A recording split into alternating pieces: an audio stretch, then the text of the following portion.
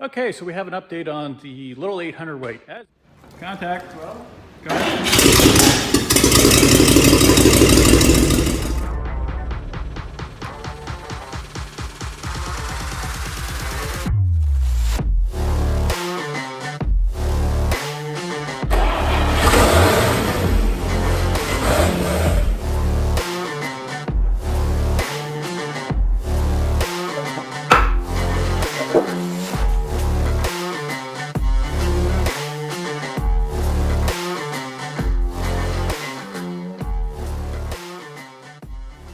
As you can see, the frame is back from sandblasting and is painted, so it's mint.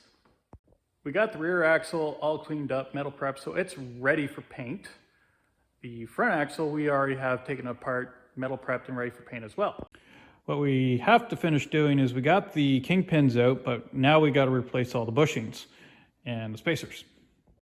So our 70-ton press, thankfully we got it because it was able to get the kingpins out of the bushings.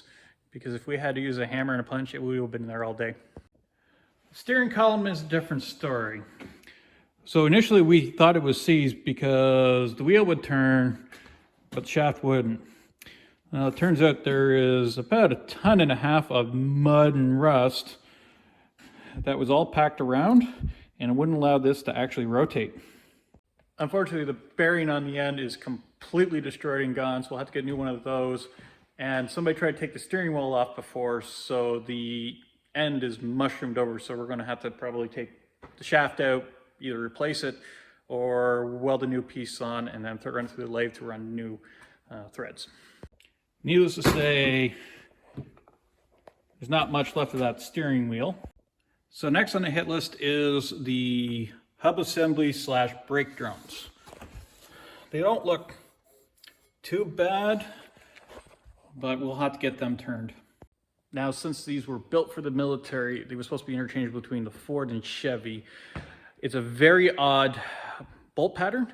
I haven't been able to find anything close to it or similar. So if I can't get these drums turned within tolerance, I'm going to have to go a completely different route. The idea will be to put probably a Ford disc conversion on the front and maybe a Chevy S10 or Ford Ranger rear axle to get a same bolt pattern and ease of getting parts.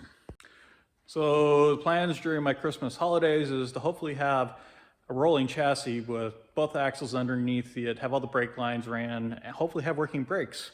If we get that far, we'll drop that engine transmission in, put the hoop on, and I don't know, fingers crossed, maybe have a running driving chassis.